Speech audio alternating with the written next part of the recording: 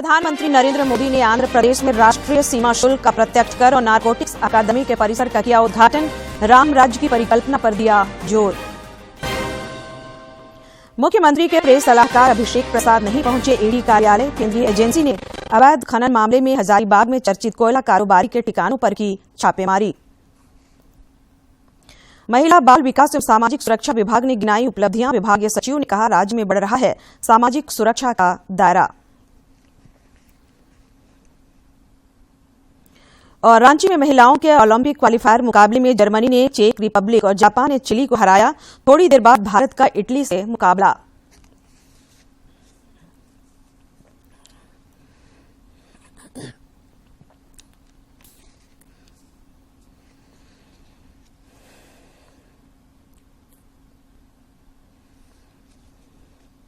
नमस्कार, खबरें झारखंड में आपका स्वागत है। मैं हूं संध्या देमदा और अब समाचार विस्तार से।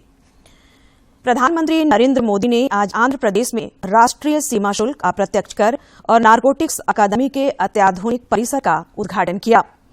इस दौरान उन्होंने कहा कि यह परिसर विकास का नया आयाम गढ़ेगा। प्रधानमंत्री ने राम राज्य की परिकल्पना पर भी जोर दिया। विचारों से हमें अनुग्रहित करें। जो राम राज्य के निवासी थे, वहां के नागरिक थे, उनके लिए कहा गया है, राम राज्यवासीत्वम प्रोच्छस्वते शिरम न्यायार्थम युद्धस्व सर्वेषु समम चर परिपालय दुर्बलम विद्धि धर्मवरम प्रोच्चयस्वते शिरम राम राज्यवासीत्वम।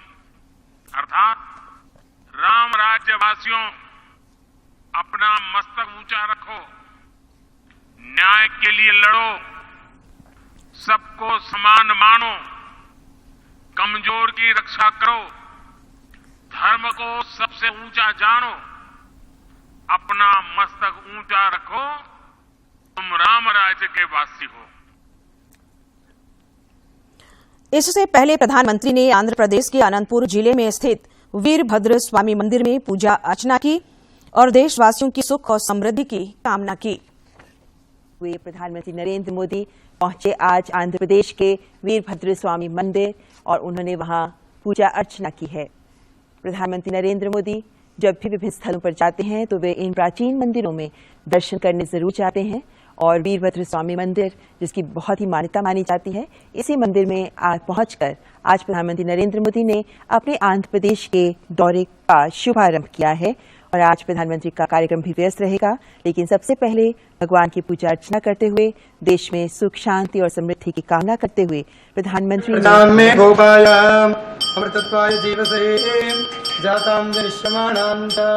अमृते सत्ये प्रतिष्ठिता सर्ववितुं मे गोपाय असमन्नं विहायोषि ततनो अविशन्नः पितं कृणुं शग्यस्य पशून् मे गोपाय विपादो ये चतुष्पदः अष्टाशुभाश्चैहाग्निः केशैकशुभा आदिगाः सप्रानिन्द्रियावतः कुरु सर्वमायुपा।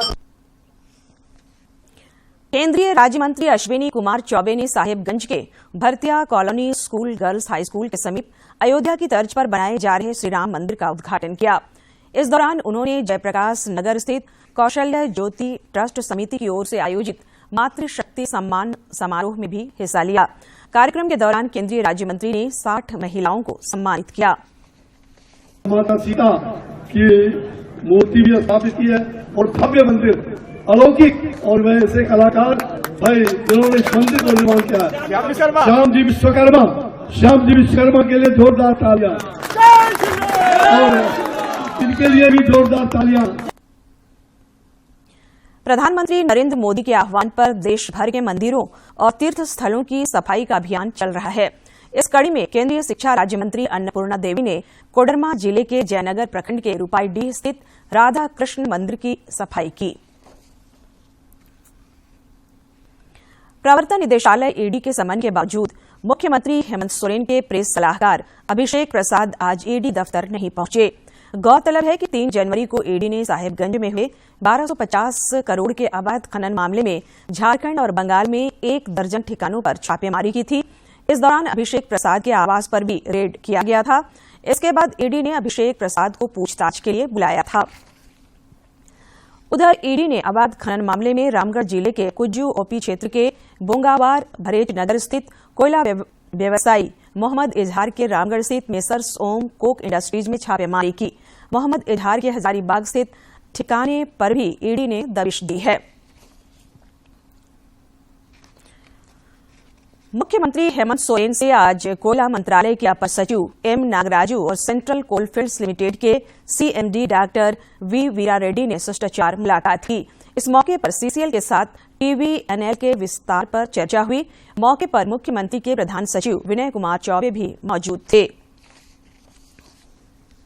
रामगढ़ जिले के एक निजी होटल के परिसर में आज सांसद जयंत सिन्हा ने दिव्यांगजनों के बीच इलेक्ट्रिक ट्राईसाइकिल के साथ कंबलों का वितरण किया। इस मौके पर भाजपा के कई कार्यकर्ता भी मौजूद थे। सांसद महारत्न पुरस्कार मिलने पर प्रतिक्रिया व्यक्त करते हुए श्री सिन्हा ने कहा कि यह पूरे 5 वर्षों के कार्यकाल को देखकर दिया जाता है।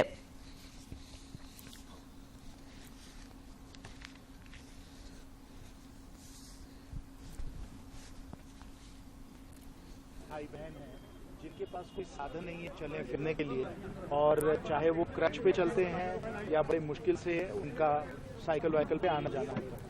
और आज जो हम लोगों ने कार्यक्रम किया है, इसके द्वारा दिव्यांगों को हम लोगों ने ट्राइसिकल दिया है और सब जरूरतमंदों को हम लोगों ने कंबल की भी जो जरूरत थी वो भी हम लोगों ने दिलवाई है। कांग्रेस नेता राहुल गांधी की भारत जोड़ो न्याय यात्रा के सिलसिले में आज रांची में महानगर कांग्रेस कमेटी की बैठक हुई। इस मौके पर पूर्व केंद्रीय मंत्री सुबोध कांत सहाय ने कहा कि न्याय यात्रा के क्रम में राहुल गांधी लगभग 9 दिनों तक झारखंड के विभिन्न जिलों के दौरे पर रहेंगे। श्री सहाय ने कहा कि राहुल गांधी की न्याय यात्रा से झारखंड में गठबंधन को और अधिक मजबूती मिलेगी। अकेली सरकार जिसने झारखंडियों के भावना के अनुरूप आज यहाँ सरकार से झारखंडियों, जबकि 3 वर्ष से आप देख रहे हैं ईडी का परमानेंट दफ्तर बन जाए कब्जा किया हुआ घर में, ये आज तक कहीं नहीं सुना। गिरिडीह जिले में आज भाकपा माले नेता स्वर्गीय महेंद्र सिंह का 19वां शहादत दिवस मनाया गया। कार्यक्रम में अन्य लोगों के अलावा पार्टी के राष्ट्रीय महासचिव दीपांकर भट्टाचार्य भी शामिल हुए। इस दौरान बगोदर में पत्रकारों से बातचीत में श्री भट्टाचार्य ने कहा कि कोडरमा लोकसभा सीट पर भाकपा माले का स्वाभाविक दावा बनता है। एक सवाल के जवाब में श्री भट्टाचार्य ने कहा कि राहुल गांधी के भारत जोड़ो यात्रा में वे शामिल होंगे।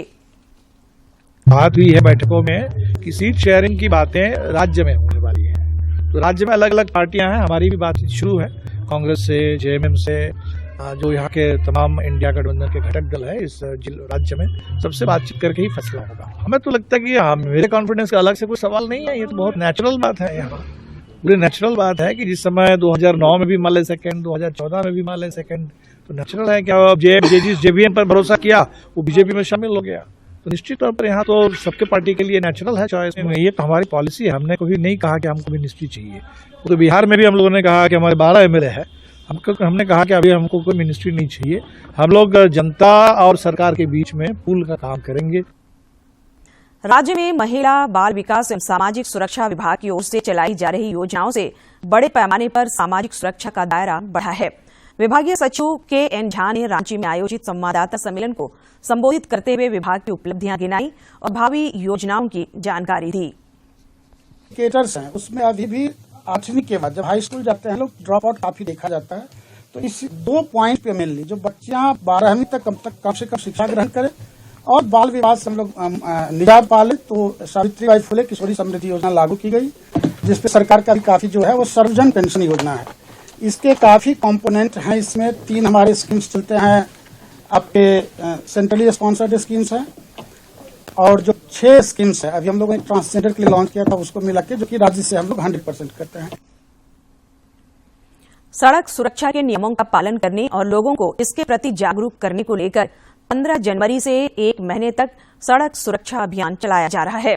गिरिडीह जिले में इसकी शुरुआत उपायुक्त नमन प्रियेश लकड़ा और पुलिस अधीक्षक दीपक शर्मा ने की। उन्होंने हरी झंडी दिखाकर सड़क सुरक्षा जागरूकता रथ को रवाना किया। सड़क दुर्घटनाओं में वृद्धि से चिंतित सरकार ने लोगों में जागरूकता पैदा करने के लिए कई कार्यक्रम आयोजित करने का निर्णय लिया है।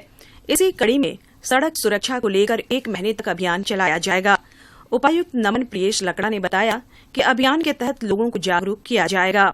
परिवहन संबंधी जितने भी यातायात नियम हैं और सुरक्षा के जो पहलू हैं उसका हम लोग पालन करें। जागरूकता के क्रम में आप लोगों से यह अनुरोध है कि सभी आमजनों तक यह बात पहुंचाए। एसपी दीपक कुमार शर्मा ने कहा कि सड़क सुरक्षा नियमों का पालन कर हम अपने परिवार की रक्षा कर सकते हैं। उन्होंने बताया कि युवाओं को ज्यादा जागरूक करने की जरूरत है। आज जो यह रथ प्रचार जो हम लोगों ने रवाना किया है उसके माध्यम से आम लोगों के बीच में विभिन्न कार्यक्रमों के माध्यम से, पम्पलेट के माध्यम से और बहुत सारे ऐसे जो नियम है उसको सोशल मीडिया के भी माध्यम से आम लोगों तक हम लोग पहुंचाने का प्रयास करेंगे। मौके पर मौजूद जिला परिवहन अधिकारी शैलेश प्रियदर्शी ने बताया कि 1 माह के दौरान पम्पलेट बांटे जाएंगे और नुक्कड़ नाटक के माध्यम से भी लोगों को जागरूक किया जाएगा। नुक्कड़ नाटक करवाना है, अलग अलग ब्लॉक में वाहन जाएगा और उस ब्लॉक में भी वहाँ पर कुछ छोटे मोटे कार्यक्रम होंगे जिससे कि लोगों के बीच में जागरूकता बनी रहे। राष्ट्रीय सड़क सुरक्षा माह के तहत अधिकाधिक प्रचार प्रसार करते हुए सड़क दुर्घटनाओं में कमी लाने का प्रयास किया जाएगा। इस दौरान चेकिंग अभियान चलाकर यातायात नियमों का उल्लंघन करने वालों के खिलाफ कार्रवाई भी की जाएगी। गिरिडीह से रमेश प्रभाकर की रिपोर्ट।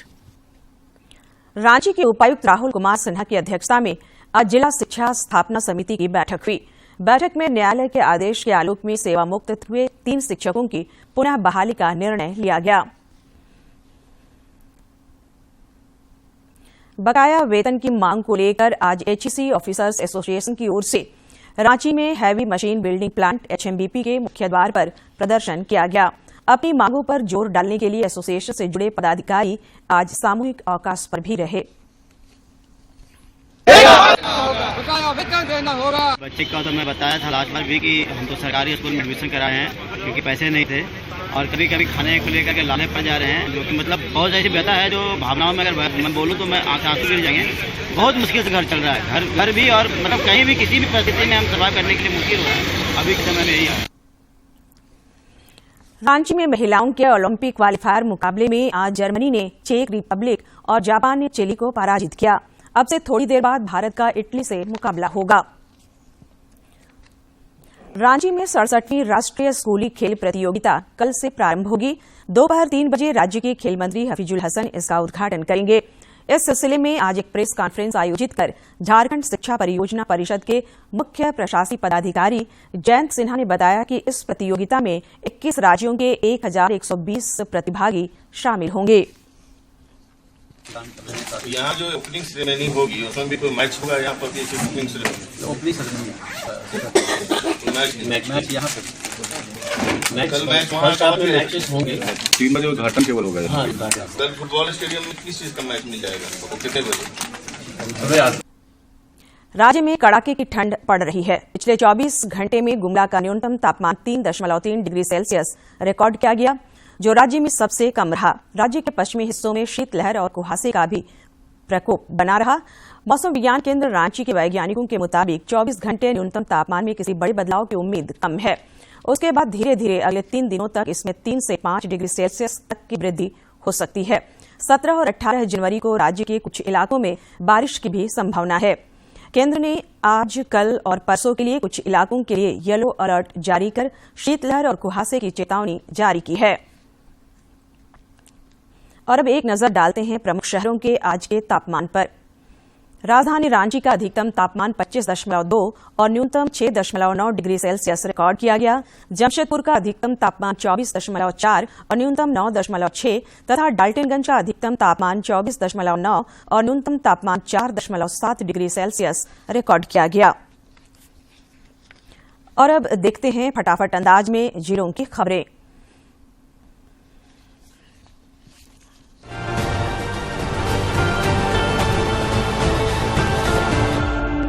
गिरिडीह जिले में 12 घंटे के भीतर सड़क दुर्घटनाओं में 4 लोगों की मौत हुई है। बगोदर थाना क्षेत्र में जीटी रोड पर एक सड़क दुर्घटना में 2 युवकों की मौत हो गई। उधर जिले के डुमरी रोड पर हरलाडीह के पास कल रात एक मोटरसाइकिल सवार की मौत हो गई, जबकि चिड़िया मोड़ डुमरी के पास सड़क दुर्घटना में एक अन्य की जान चली गई।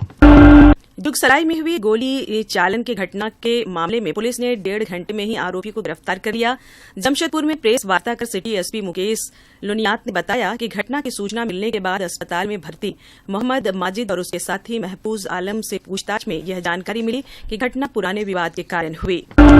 बोकारो जिले में इंटेक टावर में पंप ऑपरेटर के पद पर कार्यरत एक कर्मी की रविवार रात ड्यूटी जाने के दौरान सड़क हादसे में मौत हो गई थी।